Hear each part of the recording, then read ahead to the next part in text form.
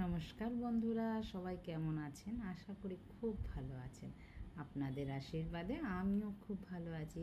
কাকলির আরেকটি নতুন ব্লগে আপনাদের স্বাগত জানাই।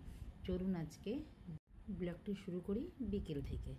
তো এখন বিকেল, মানে ভালোই বিকেল, এখন প্রায় বাজে এই 5:30 পৌনে 6টা হবে। তো এসছি বাগানে গাছে জল দিতে।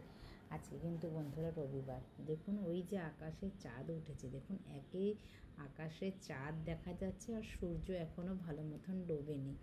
আজকে বাগান পরিষ্কার করেছি, সব পরিষ্কার করে ওই যে বললাম না গাছ আনতে যাব, এইখানে দেখুন কি সুন্দর ফুল ফুটেছে। আর ওই যে দেখুন সূর্য, ওইখানে সূর্য আর এইখানে চাঁদ, দেখুন দুই আকাশে একই দেখা যাচ্ছে। আর এই বাগান ভর্তি জল দিচ্ছি। জল তো দিতে হবে, কদিন তো বৃষ্টি পড়েছে, আজকে 1.5-2 মাস ধরে বৃষ্টি পড়েছে, তো বাগানে জল দিতে লাগেনি। তো এখন তো জল দিতেই লাগবে, এখন যত গরম এগিয়ে আসছে। এই সেপ্টেম্বর মাস পড়তে না পড়তে প্রচুর কিন্তু গরম পড়েছে কলকাতায়, মানে অবাক গরম। এতদিন সেরকমভাবে গরমটা ছিল, বাট রোদের তাপ কিন্তু এত ছিল না। প্রতিদিনই বৃষ্টি হয়েছে, এখন কিন্তু রোদে বেরোনো যাচ্ছে না, এত তাপ। ওই দেখুন পূর্ণিমা আসছে, সাধারণত মনে হয় তাই। দেখুন আকাশের চাঁদটা যেন গোল হয়ে আছে, ওই যে সূর্য দেখুন, ওইখানে সূর্য ডুবছে আর এখান থেকে সূর্যটা মানে চাঁদ উঠবে।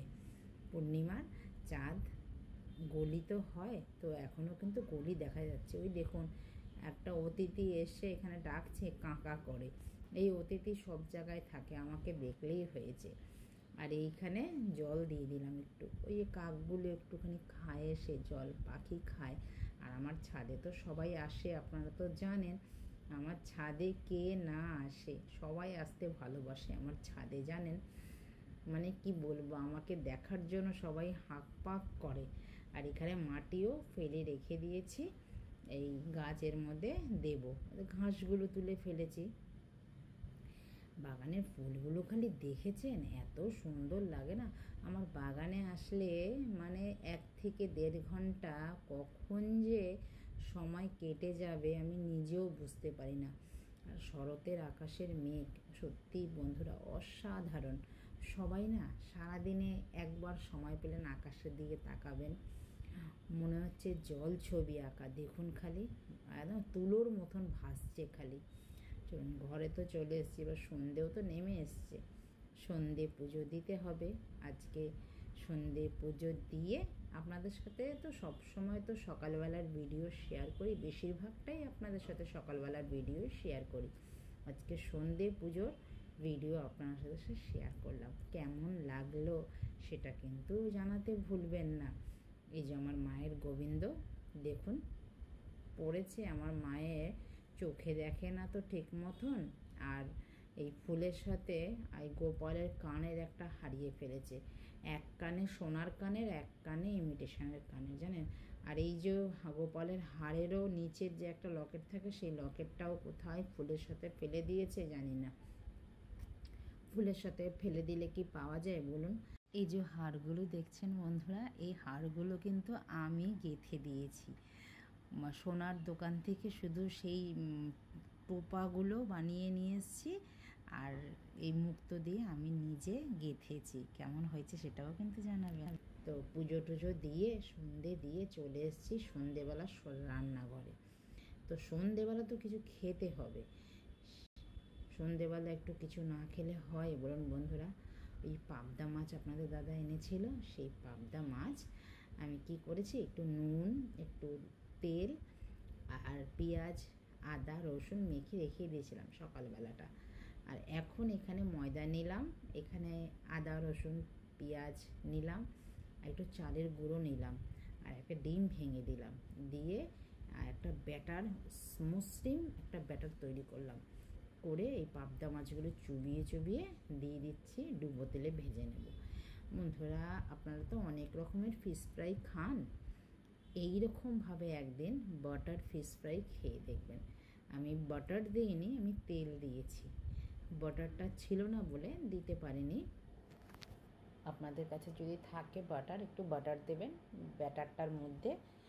তো এইভাবে ভেজে নেবেন। দেখবেন লোকজন আসলেও কিন্তু এইভাবে ঘরেও কিন্তু বানিয়ে দিতে পারেন। আমি তো খুব একটা বাইরের জিনিস খেতে পছন্দ করি না, তো আমি কিন্তু যতটুকু পারি ততটুকু কিন্তু ঘরে বানিয়ে খাওয়ার চেষ্টা করি। একটু সস নিয়ে নিয়েছি। এবার মা, মেয়ে, আপনাদের দাদাও রবিবার আজকে বাড়িতে আছে। রবিবার হলেই আমাদের একটু স্পেশাল, সারা দিনটাই থাকে। সন্ধেবেলাও কিছু না কিছু বানাই, আর দুপুরবেলা তো অনেক কিছুই বানানো হয়, কিন্তু রবিবারের সকালবেলাটা আবার সেইভাবে আমাদের কিছু হয় না। দাদা বাড়ি থাকে না, মেয়ে থাকে, মেয়ে একটু অন্য কিছু খেলেই হয়ে যায়। আর এখানে ভেজে নিচ্ছি এবার ভেন্ডি, আলু, আর রুটি বানাবো। সকালে বানিয়েছিলাম মাংস আছে, আর মাংস দিয়ে রুটি খেতে আমার খুব ভাল লাগে। আর কালকের জন্য এখন যতটা খাবো ভেন্ডি ভাজা। কালকে সকালে একটু সোমবার তো, আবার একটু উঠতে একটু দেরিই হয়ে যায়, আবার অনেক কাজ থাকে, যেহেতু সকালবেলা অনেকটা রান্না হয়েছে, অনেক কিছু থাকে। তো চলুন একটা একটা করে রুটি, আমি কিন্তু একটা একটা করে রুটি ভাজি না, আমি একটার পর একটা দিয়ে রুটি ভাজি। তো কে কে আমার মতন রুটি ভাজেন বন্ধুরা, আমাকে কমেন্টে কিন্তু জানাবেন। তো দেখুন আমি কিন্তু রুটি একটার পর একটা দিয়ে এরকম করে সেকে রুটি ভাজি। তো এখন বাজে প্রায় 10:30। খেয়ে ঠেয়ে তো একটু রেস্ট নিয়ে একটু টিভিও দেখলাম, দেখে ঠেকে নিজের জন্য একটুখানি সময় আজকে পেয়েছি। তারপরে এবার রুটি ভেজে নিলাম, এবার খাবো, খেয়ে দিয়ে ব্যাস আর রেস্ট। আবার কালকে থেকে কিন্তু শুরু হয়ে যাবে জার্নিং, যাকে বলে, মানে জার্নিংই বলতে পারেন। বলুন, সোম থেকে শুক্র কী যে তাড়াহুড়োর মধ্যে যে কাটে সময়, বন্ধুরা বলে ঠিক বোঝাতে পারবো না। মেয়ের স্কুল থাকে, দাদা বেরোয়। রবিবারটা দাদা তো চলে আসে হাফবেলা করে দোকান, তো বেরোয় না, তো সেরকম রবিবারটা খুব একটা তাড়াতাড়ি, রবিবার সকালবেলা দাদা যায়, তো দুপুরের মধ্যে চলে আসে, খাওয়া দাওয়াটা বাড়িতেই করে। তো চলুন বন্ধুরা, রুটিও হয়ে গেছে, দেখুন ফুলো ফুলো রুটি হয়েছে, কিন্তু ফুলকো ফুলকো লুচির মতন। হ্যাঁ, তো কার কার ভালো লাগলো এই ফুলকো ফুলকো রুটি, লুচি আর রুটি বলতে গুলিয়ে যাচ্ছে। বন্ধুরা, ভিডিওটা আমি এখানেই রাখছি, যদি কোথাও ভালো লাগে আমার পাশে থাকার অনুরোধ রইল। তো দেখা হচ্ছে আবার নতুন ব্লগে। সবাই ভালো থাকবেন, সুস্থ থাকবেন, নমস্কার।